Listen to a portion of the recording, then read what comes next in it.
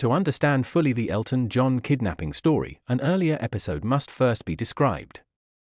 Take that had split the year before, and Rob had just broken up with his girlfriend at the time, Jackie Hamilton Smith. His first solo hit, Freedom, had been out, but he was yet to meet Guy, or Tim and David, or to find any stability or direction in his life. So I was in a right pickle anyway, he remembers, and I'd just been through the worst year for drug intake that I ever had. 1995-96. I woke up one afternoon after being up all night, and I knew I was fucked, you know. My bedroom was a pigsty and there was about 4 bowls of cornflakes dried up with cigarette butts in all of them, and that's how my head felt. And natural instinct kicked in to save myself and I opened my Filofax and went, right. He flicked through the pages and saw Elton John's number. They'd met when he was in Take That and Rob had been to stay a couple of times with Elton. He went there, strange as it may now seem, with Gary Barlow. Elton was very nice and a gracious host and very supportive of us and lovely, Rob says. The visit also planted the idea in Rob's head that Elton might be a good man to call when you were in this kind of mess. I rang up and I just went, I need help, he says. And Elton was in Atlanta, and he said, go to my house. So I went to his house in Windsor. I'd sort of thought that I'd wanted to get clean, or stop drinking. Little did I realize that I hadn't really had enough, and probably wouldn't have enough for another 5 years. God willing, anyway. And Elton made sure that I was all right at his house, and sent me a care package over, loads of Nike stuff in a box. I hadn't brought any clothes with, and I'd put weight on and I looked a dreadful mess and I felt awful. He spent 2 weeks there, drying out and pottering around, rattling around Elton's big house. He had thought to bring his PlayStation, so he messed around for hours on that, and he played tennis with the son of the people who ran the house for Elton. Elton called every day to see how he was. Elton also called Beachy Colclough, the therapist who has become semi-famous as a celebrity addiction specialist and media pundit. This, Rob would come to see as less of a gift. He came and made me his case for that 2 weeks, says Rob. But he did an awful lot of weird things which I now know to be spiritually wrong. One of the first things Beachy Colclough said to him was, you see this watch, Elton bought me that, and for Rob that colored everything. But, that aside, he had reached out to Elton John when he was desperate. And Elton had been there for him. It was such a nice thing for him to do, says Rob. Such an amazing thing for him to do. But I didn't feel good enough and I felt intimidated by it all. But the upshot of it is, Elton's really, really generous, really wanting me to be well, and I really, really thank him for it. Nonetheless, after 2 weeks, Rob left and stepped back onto the same merry-go-round. I must have decided that I was bored, he says, and I decided that now I was well enough to go and batter myself over the head again, which I subsequently did. But that is only the beginning of this story. Anyway, so cut to, maybe 8 months later, 9 months later, explains Rob. I found Guy, we've written the album, I'm in the studio, I'm in a very, very bad way, you know. And I was supposed to hook up with Elton one afternoon to play him the tracks that we've been doing, and this was a week before El was going to rehab. I'd got a week to finish for vocals. I think it was no for a fact that one was Lazy Days. I know one was Angels, I can't remember the other two. I've already tried to sing Lazy Days, I've already tried Angels and, frankly, it just wasn't good enough. You can see, there's video footage of Toe singing it and I'm drinking red wine out of the bottle as I'm singing it. That's the reason why it wasn't good enough. So, I was supposed to go and play Elton these songs. I wake up in Notting Hill, and I'm on my way to the studio in Fulham Road, in a black cab, calling at maybe 5 pubs on the way, with the car waiting outside. Lager. Pints. In the end I pulled up at the pub opposite Chelsea's ground, and with the studio is eyeshot I just stayed in the pub and got pissed with some people that were working on the Chelsea Village builders. We played pool and I got fucking hammered. And then I got to the studio, walked in and fell asleep under the mixing desk. Woke up, took the tape, after doing no work, and went to Elton's house. 5 or 6 o'clock. Maybe later. It was in summer, it may have been 7 or 8 o'clock. So I walk through his door, not in Windsor, his pad in London, and I've got this tape in my hand and I'm pissed. he acts out the wobbling and the slurring. "I've got this to play you." And he went, "Do you want a drink?" And I said, "I'll have a spritzer." Because spritzer at the time was the drink that I was drinking that wasn't alcohol. I drink spritzer because it's less fattening and there's no alcohol in it. Yeah, you figure it out. And Elton had a tear in his eye looking at me, and I saw his tear and I started to cry too. You know. And he went, "You've got to go to rehab right now." And I went, "I know." And I started to cry and he started to cry. And he said, "I'm going to organize it," and I went, "Okay," so he's off on the phone. As he's phoning I go in and go, "I've got to finish the album, I've got to finish the album." And he said, "You're going to die, you need to go now," so there was lots of toing and froing with me going. I can't go, nobody knows where I am, people be worried about me and I've got an album to finish. So after toing and froing and crying every time that he said you've got to go, I got in a car with David Furnish, Elton got in his car and we drove to Windsor.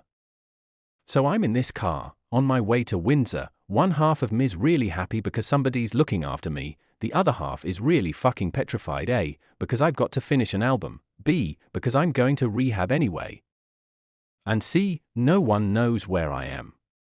So we get to Elton's and I can remember really realizing the situation that I was in as I was eating some food.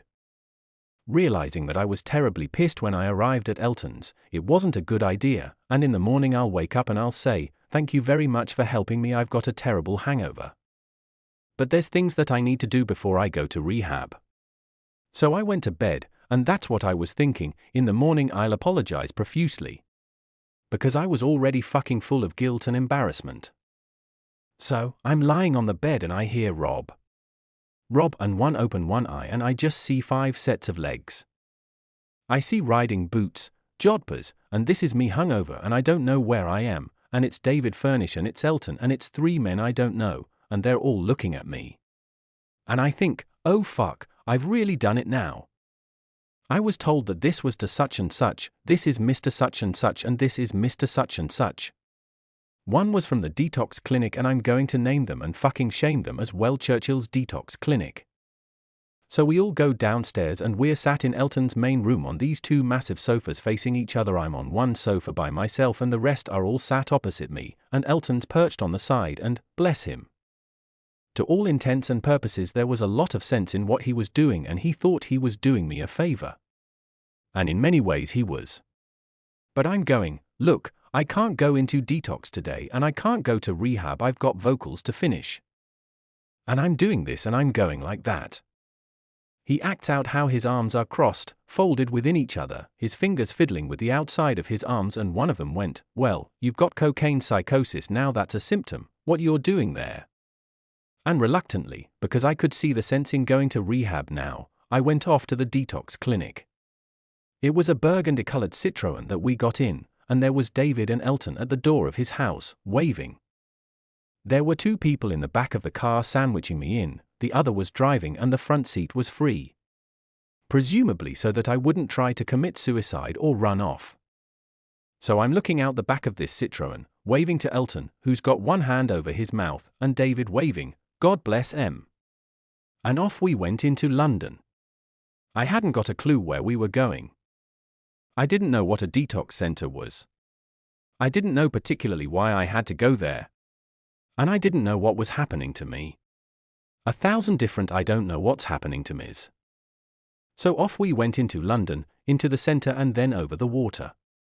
I found myself at this big private clinic opposite this war memorial with 2 cannons, that's all I can remember. I walked in and the receptionist looks up at me, and they were so snooty in there, you know, so very, very snooty. I can remember her looking at me like I was shit, and me having to sign my name, and off we went upstairs. And my room's got bars on the windows and outside the window is just a brick wall about 4 foot away from the window. I sit on my bed, and it's one of those beds with the plastic on so you don't piss yourself. And in reality I just got a massive hangover. That's what I was having. When I did eventually go to rehab I didn't detox, I didn't take any pills. I didn't get the DTs, they didn't have to wean me off anything. I just got a problem with my drinking. But here I just drank too much and I'd accumulated a massive hangover. So I sat down and this rather stern, big, not a hatty shack kind of character, she comes in and I'm really treated like I'm a naughty, naughty boy. Really naughty. There's no love or care or you're going to be cool, everything's cool, you're in the right place. There was none of that at all.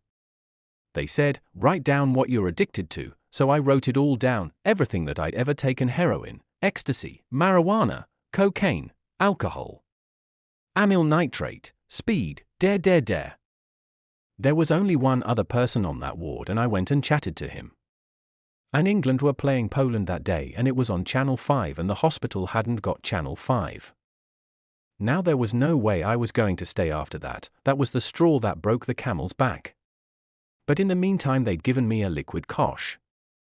So now I'm trying to get out of this detox center. He turns to David, across the jet's aisle. Then what happened, he asks. I did get a phone call, can you come and get me out, says David.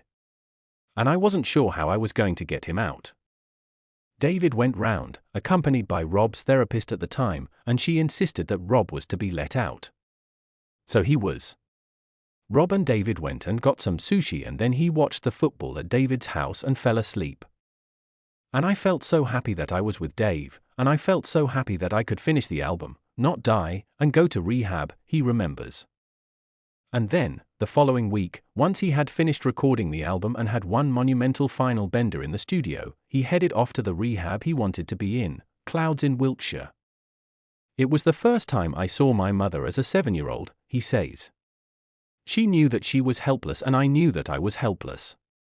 Outside his house there were a few paparazzi and one film crew. I'm actually quite upset, Rob told them.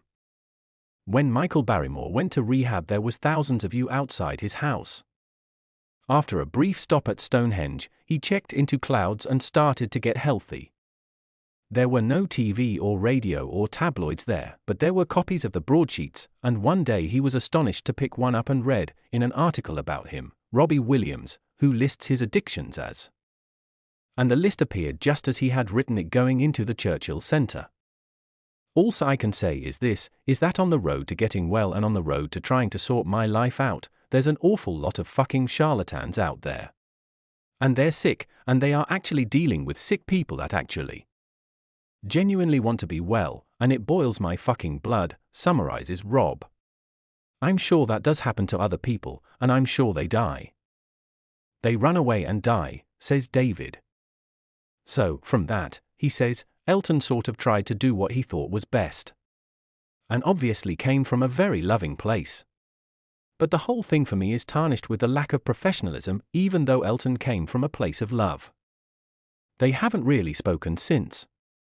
About a year later Elton wanted him to do a duet on an album that already had the Backstreet Boys and LeAnn Rimes on it, and Rob declined. Anything near a boy band I didn't want to be associated with, he says, because I was desperately trying to break away from it, so I said I didn't want to do it. And I think it really upset him.